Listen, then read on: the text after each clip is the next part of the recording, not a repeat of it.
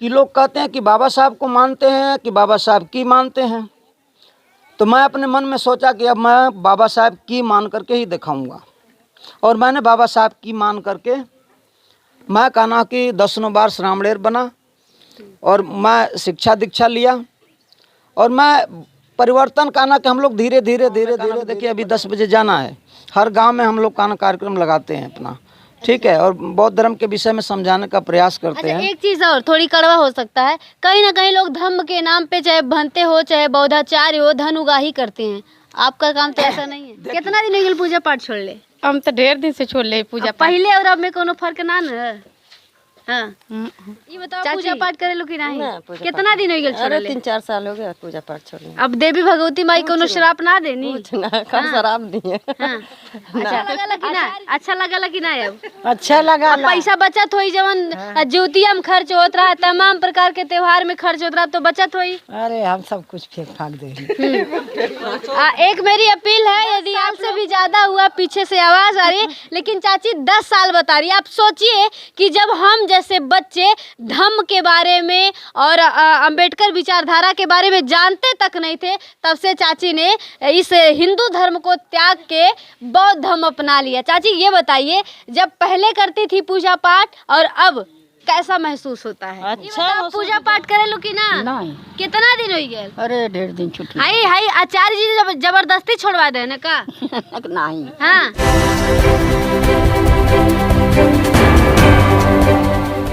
जी हाँ, मैं समता की सपोर्टर हूँ, मैं रोशनी रिपोर्टर हूँ। नमस्कार, मैं हूँ आपके साथ रोशनी और आप देखना शुरू कर चुके हैं रोशनी की रिपोर्टिंग गांव से शहर तक।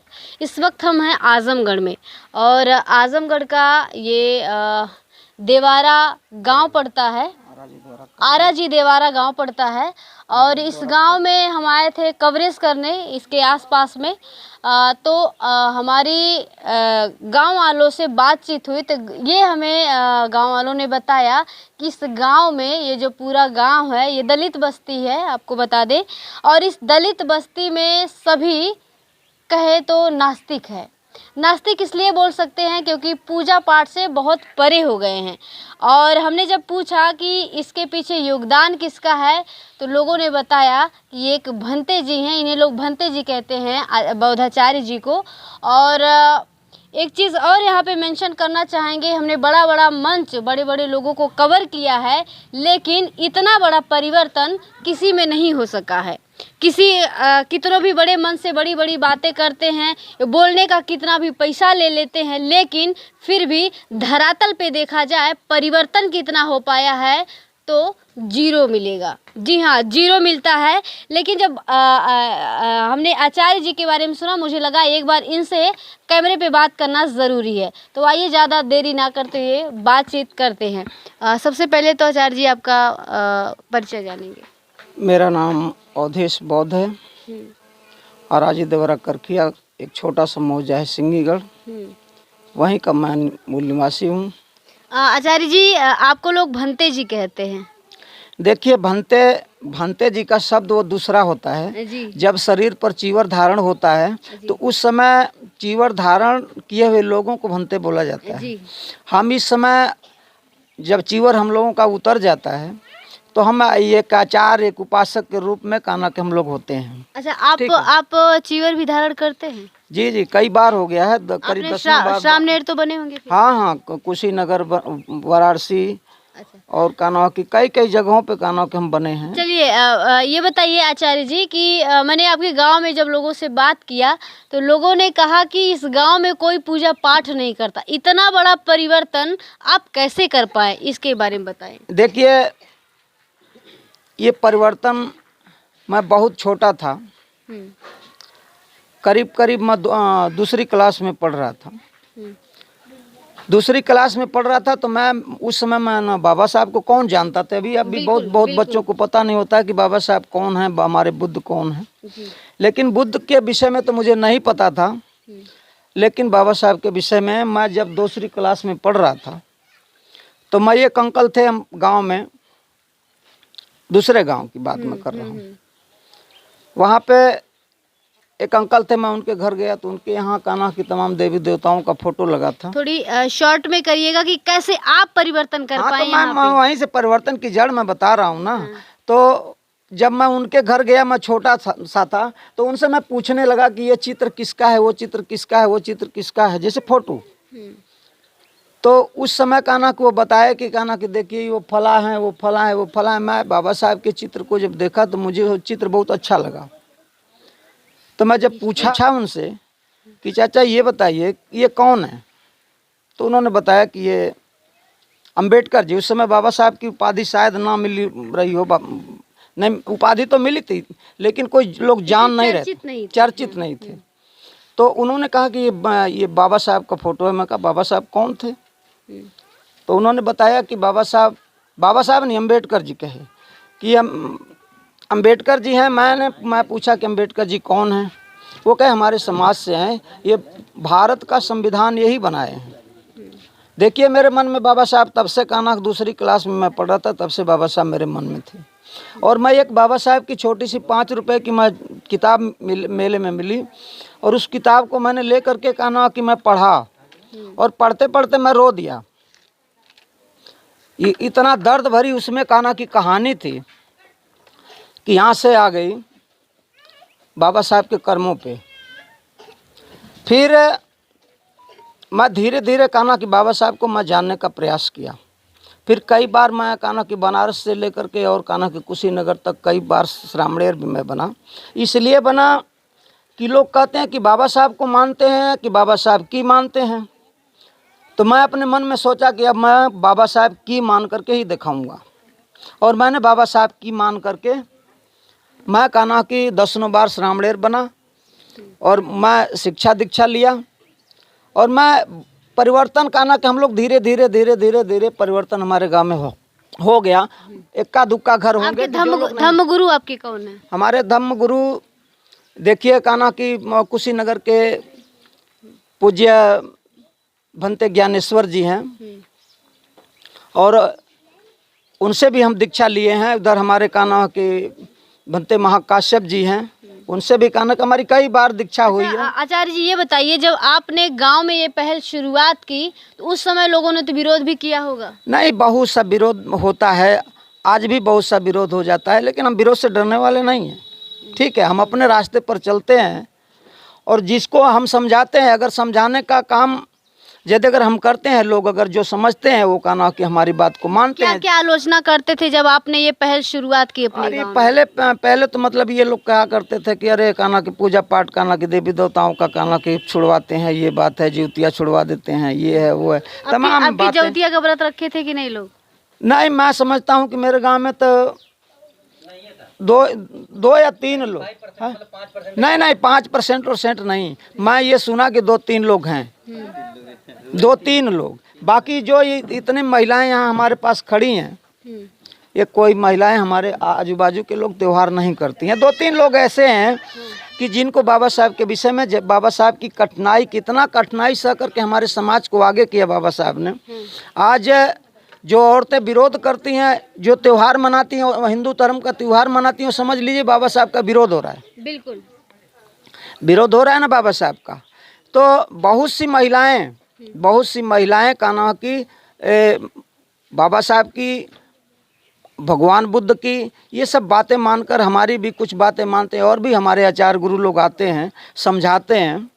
कई बार, बहुत बार प्रोग्राम हुआ हमारे गांव में। देशना वगैरह भी देते हैं यहाँ पे? हाँ, देशना भी होती है, ऐसी बात नहीं है, देशना भी करते हैं। अच्छा ये बताइए, बौद्ध धर्म से रिलेटेड क्या क्या कार्यक्रम करवाते हैं फिर यहाँ पे? देखिए बौद्ध धर्म से रिलेटेड काम पहला तो होता है गर्भ मंगल संस्कार। गर्भ मंगल जो संस्कार होते हैं 12 संस्कार हैं। हाँ, 12 संस्कार करवाते हैं। हाँ, 12 उसके अलावा जैसे मेरा ये सवाल है कि इन लोगों ने कहीं ना कहीं व्रत त्योहार छोड़ा है, तो उसकी जगह पे इनको आपने क्या बताया? कौन सा? अब इनको समझाने का हम केवल समझा ही सकते हैं ना।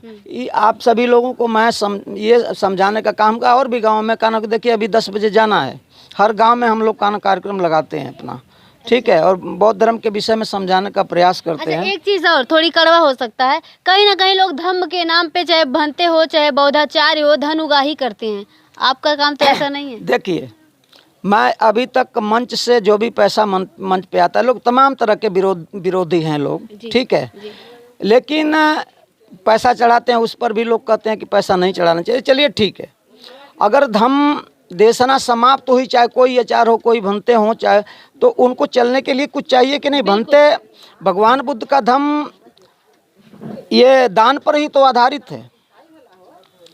दान यदि अगर नहीं समाज देगा तो बताइए, चाहे आचार हो, चाहे भिक्षु हो, ये कैसे समाज में चल एक पाएंगे? चीज़ और जो मैंने देखा है कि जो धम्म दान करते हैं, संघ दान करते हैं, वो तो मंडई में रहते हैं, लेकिन जिनको संघ दान धम्म दान मिलता है वो पूरा बढ़िया वीआईपी मकान में रहते हैं। हाँ, ये सत्य बात है। इसलिए क्या कहेंगे ऐसे देखिए, लोगों को? नहीं, देखिए, ये समाज जब पहले भगवान बुद्ध जब सिद्धार्थ से जब बुद्ध बने, तो देखिए भगवान बुद्ध के लिए तमाम लोगों ने, जैसे अनाथ पिंडिक हुए है, इसी श्रावस्ती में जेत वन को खरीदे राजा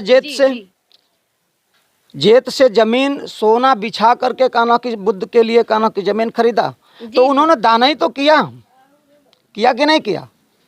गाड़ियों पर लाद करके कान्हा की सोना असरफी गया है, और कान्हा को उन्होंने ये शर्त लगा दिया। वो मैं बातें नहीं करी, मैं आपसे ये कह रही, आज के समय में ये देखा जाता है, मैंने ज़्यादातर लोगों को देखा है कि जो संघदान धम्म दान करने वाले हैं उनको ढंग से खाने के लिए भी नहीं होता, रहने के लिए छत भी नहीं होता, फिर भी वो संघदान करते हैं। लेकिन बौद्धाचार्य जो है, बौद्धाचार्य तो नहीं कह सकते, लेकिन जो इस तरीके से धम्म को आगे बढ़ाने की बात करते हैं, वो धन उगाही करते हैं और कहीं ना कहीं वो अपना धन अर्जित करके बड़े बड़े काम करते हैं। देखिए, ऐसा है कि धन उगाही करने वाले यहाँ पर कान्हा की भिक्षु जैसे कुछ लोग हैं कि जो धंधा ही उनका है। बिल्कुल, इसीलिए मैं आपसे सवाल ऐसे लोगों को क्या कहना चाहेंगे? ऐसे ये ठीक नहीं है। देखिए, धर्म का मतलब ये है कि यदि अगर कहीं से कुछ मिलता है, कहीं कुछ मिलता है, तो मैं तो समझता हूँ कि कान्हा की जैसे बौद्ध, मैं तो जैसे उपासक हूँ, मैं अपनी बात क्या करूँ, मेरे पास परिवार भी है, बिल्कुल है ना, इसमें दो राय नहीं। तो परिवार को देखना है, घर देखना है, तो कुछ तो मेरा कान्हा कि मान लीजिए जो भी कुछ मिलता है मैं मांगता कहीं नहीं हूँ, आज तक मेरा रिकॉर्ड रहा है। एक वीडियो में मैंने दिखाया था कि एक भंते जी थे राजस्थान के, उनसे मैंने ये सवाल किया था,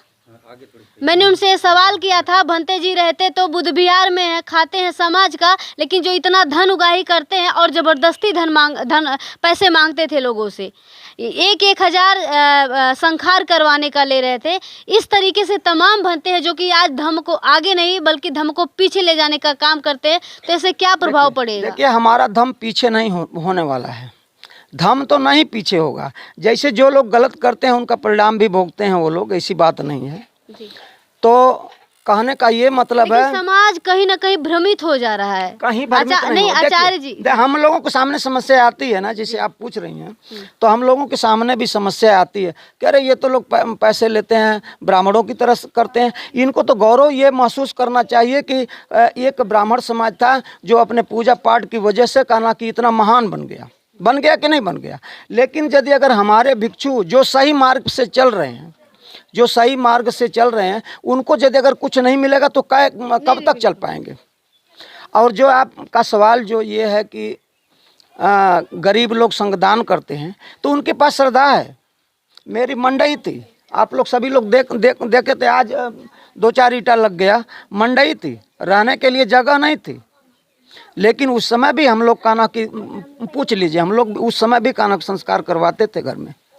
आप जबरदस्ती नहीं ना मांगते हैं?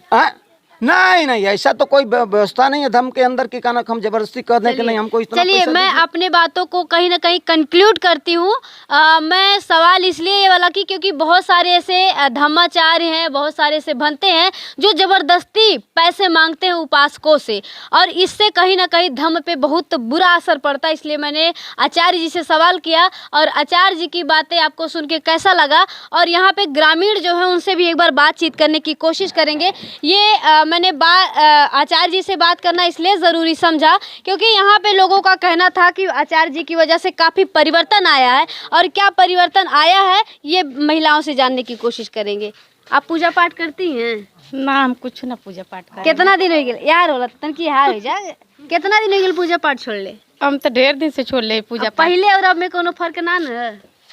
हाँ चाची ये बताओ पूजा पाठ करे लो कि नहीं? कितना दिन हो गए छोड़ले? 3-4 साल हो गए पूजा पाठ छोड़ने। अब देवी भगवती माई कोनो श्राप ना देनी? ना कब शराब दिए। हाँ। अच्छा, आचार्य जी की वजह से कितना परिवर्तन आया अम्मा? बहुत से हाल बेटा। इतन की हार अच्छा लगला कि ना? अच्छा लगला कि ना? अब अच्छा लगा। अब पैसा बचत होई, जवन ज्योतिया में खर्च होत रहा, तमाम प्रकार के त्योहार में खर्च होत रहा, तो बचत होई। अरे हम सब कुछ फेंक फाक दे। एक मेरी अपील है, यदि आप लोग पूजा पाठ त्याग करके धर्म की ओर बढ़ रहे हैं तो ऐसे आचार्य जी को समर्थन करना होगा, सपोर्ट करना होगा, संघदान करना होगा, क्योंकि ये लोग परिवार में रहते हैं और परिवार में रहते हैं तो कहीं ना कहीं इन्हें पैसे की ज़रूरत पड़ती है। तो आप लोग ऐसे लोगों को संगदान धर्मदान ज़रूर करें। चाची क्या नाम है? शीला। शीला। चाची ये बतावा कितना दिन हो गया बौद्ध धर्म में अइले? बहुत दिन हो गए, 10 साल हो गए। 10 साल मतलब 10 साल से भी ज़्यादा हुआ। पीछे से आवाज़ आ रही है, लेकिन चाची 10 साल बता रही है। आप सोचिए कि जब हम जैसे बच्चे धम्म के बारे में और अंबेडकर विचारधारा के बारे में जानते तक नहीं थे, तब से चाची ने इस हिंदू धर्म को त्याग के बौद्ध धर्म अपना लिया। चाची ये बताइए, जब पहले करती थी पूजा पाठ और अब कैसा महसूस होता है? अच्छा महसूस, जौन अच्छा लगा था तो करे थे। हाँ, सिंदूर पहने लुकी रही? नहीं। अरे वाह क्या बात है। आप सोचिए, उन महिलाओं के लिए मैं एक चीज़ कहना चाहूँगी जो कहती हैं कि 16 श्रृंगार करिए, सिंदूर पहनिए, तमाम प्रकार की चीज़ें करते थे, लेकिन चाची के मांग में सिंदूर नहीं है। आप सोचिए आप क्या कहना चाहेंगे? थोड़ी सा यहाँ पे मैं बोल दूँगी तो दिक्कत हो जाएगा। तो सिंदूर त्याग करने से भी कोई फ़र्क नहीं पड़ता, बशर्ते आपकी जो है विचारधारा अच्छी होनी चाहिए। चाची क्या कहना चाहेंगी? जो आप लोग को, आपको जो महिलाएं देख रही हैं उनको क्या कहना चाहेंगी? का कहीं जेकर जौन विचार तौन करे थे। हाँ, हमारे जौन विचार तौन हम करे थे। मतलब परिवर्तन है। चाची क्या कहेंगी? पूजा पाठ करती हैं? नहीं। पूजा पाठ नहीं करती। चलिए, और भी तमाम महिलाएं हैं। एक अम्मा है, बुजुर्ग है, इनसे जानना जरूरी है। अम्मा ये बताओ पूजा पाठ करे लो कि ना? नहीं। कितना दिन हो गए? अरे ढेर दिन छुट्टी। हाई हाई आचार्य जी जबरदस्ती छोड़वा दे ना का? नहीं। हाँ हाँ, जबरदस्ती तो ना की ना? नहीं। हाँ तो देखिए, आपने देखा यहाँ पे आचार्य जी की इतनी उपलब्धि है, जितनी बड़ाई करे कम है, क्योंकि मैं बहुत जगह जाती हूँ, ऐसे आचार्य, ऐसे धम्माचार्य, ऐसे भंते को कभी नहीं देखी। यहाँ पे देख के, यहाँ पे लोगों को सुनकर मुझे बहुत अच्छा लगा। और आपको कैसा लगा आप भी कमेंट बॉक्स में ज़रूर बताएं। और फिर से वही कहूँगी, ऐसे धम्माचार, ऐसे बौद्धाचार लोगों को सपोर्ट करें, जिंदा रखें, जिससे ऐसी विचारधाराओं को आगे बढ़ाया जा सके। यदि आप सच में बौद्ध धर्म को स्थापित करना चाहते, बौद्ध विरासत को आगे बढ़ाना चाहते। मैं RR न्यूज़ के साथ आजमगढ़।